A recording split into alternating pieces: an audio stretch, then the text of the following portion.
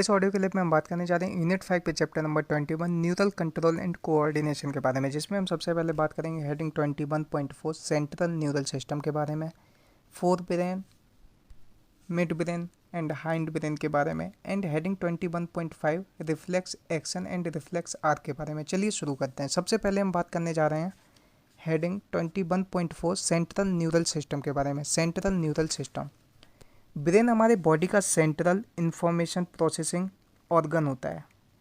Brain command and control system की तरह काम करता है। ब्रेन कई फंक्शन को कंट्रोल करता है, जैसे वॉलेंट्री मूवमेंट, बॉडी का बैलेंस, वाइटल इनवॉलेंट्री ऑर्गन जैसे लंग्स, हार्ट, किडनी एक्सेट्रा की फंक्शनिंग, थर्मो रेगुलेशन, भूख और प्यास, हमारे बॉडी की सर्केडियन 24 आवर्स रिदम, कई एंडोक्राइन ग्लैंड की activities and human behaviour.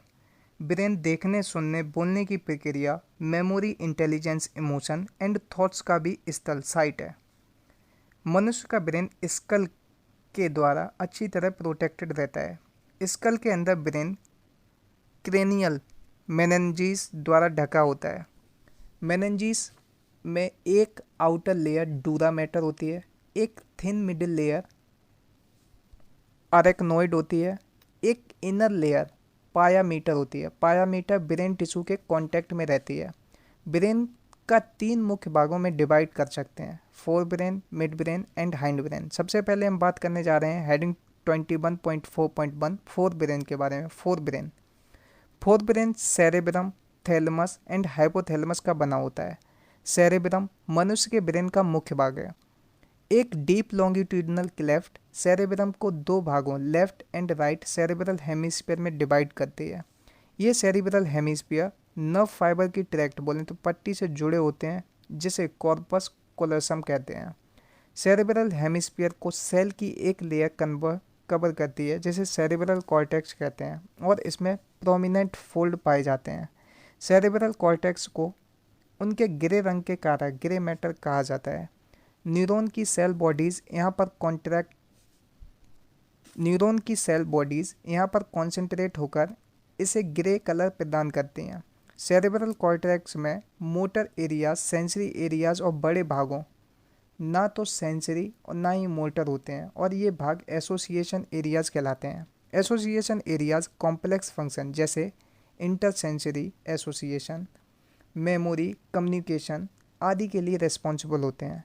In tract के फाइबर माइलिन शीट से कवर रहते हैं, जो सेरिब्रल हेमिस्फीयर का इनर पार्ट बनाते हैं। ये फाइबर इस लेयर को अपारदर्शी ओपिक सफ़ेद प्रदान करते हैं, इसलिए इसे वाइट मैटर कहते हैं। सेरेब्रम थैलेमस के चारों ओर लिपटा रहता है। Thalamus sensory and motor signal के कोऑर्डिनेशन का मेन केंद्र है।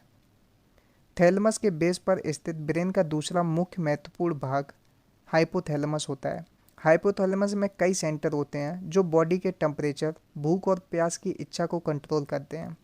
हाइपोथैलेमस में कई न्यूरो सीक्रेटरी सेल्स भी होते हैं जो हाइपोथैलेमिक हार्मोन का सीक्रेशन करती हैं। सेरेब्रल हेमिस्फीयर का इनर पार्ट और उसकी गहराई में स्थित स्ट्रक्चर जैसे एमिगडला, हिप्पोकैम्पस आदि एक कॉम्प्लेक्स स्ट्रक्चर बनाती हैं, जिसे लिम्बिक लोब या लिम्बिक सिस्टम कहते हैं। लिम्बिक सिस्टम हाइपोथैलेमस के साथ मिलकर sexual behaviour, expression of emotional reaction, example excitement, pleasure, rage and fear etcetera and motivation के रेगुलेशन में इन्वॉल्व होते हैं। अभी हम बात करने जा रहे हैं हेडिंग 21.4.2 मिड ब्रेन के बारे में। मिड ब्रेन फोर ब्रेन के थैलेमस, हाइपोथैलेमस और हाइंड ब्रेन के पोन्स के बीच स्थित होता है। मिड ब्रेन से एक कैनाल पास होती है, जिसे सेरेब्रल एक्विडक्ट कहते हैं। मिड ब्रेन के डोर्सल भाग में मुख्य रूप से 4 लोब्स होते हैं, जिन्हें कार्पोरा क्वाड्रिजेमिना कहते हैं। Mid brain and hind brain stem बनाते हैं। अभी हम बात करने जा रहे हैं heading 21.4.3 hind brain pons, cerebellum and medulla oblongata से बना होता है। पोन्स में फाइबर जैसे ट्रैक्स होते हैं जो ब्रेन के अलग अलग भागों को आपस में जोड़ते हैं। सेरेबेलम की सतह कॉन्वोल्यूटेड होती है, जो न्यूरॉन को एडिशनल स्पेस प्रदान करती है। ब्रेन का मेडुला स्पाइनल कॉर्ड से जुड़ा रहता है। मेडुला में respiration, cardiovascular reflex and gastric secretion को कंट्रोल करने के सेंटर होते हैं। अभी हम बात करने जा रहे हैं heading 21.5 reflex action and reflex arc के बारे में।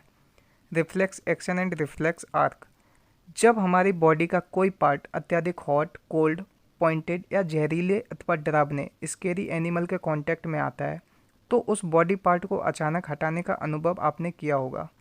पेरिफेरल नर्वस स्टिमुलेशन के प्रति आने वाले रिस्पॉन्स के कंप्लीट प्रोसेस को रिफ्लेक्स एक्शन कहते हैं, जो इनवॉलेंट्री होता है। इसमें सीएनएस का इन्वॉल्वमेंट तो होता है, लेकिन कॉन्शियस एफर्ट अथवा थॉट की भी आवश्यकता नहीं होती है। रिफ्लेक्स पाथवे में कम से कम एक एफरिएंट AFFERENT न्यूरॉन रिसेप्टर एंड एक इफ्रिएंट न्यूरॉन मतलब इफेक्टर या एक्साइटर होता है, जो एक निश्चित क्रम में लगे होते हैं।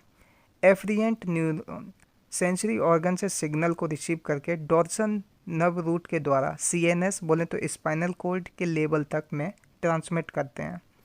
इफ्रिएंट न्यूरॉन सिग्नल को CNS से इफेक्टर तक ले जाते हैं। इस प्रकार स्टिमुलस एंड रिस्पॉन्स मिलकर रिफ्लेक्स आर्क बनाते हैं, जैसा फिगर 21.5 में नी जर्क रिफ्लेक्स को दिखाया गया है। आसान भाषा में बायोलॉजी के इस ऑडियो क्लिप को सुनने के लिए चैनल को सब्सक्राइब करने और करवाने के लिए आप सबका बहुत बहुत धन्यवाद।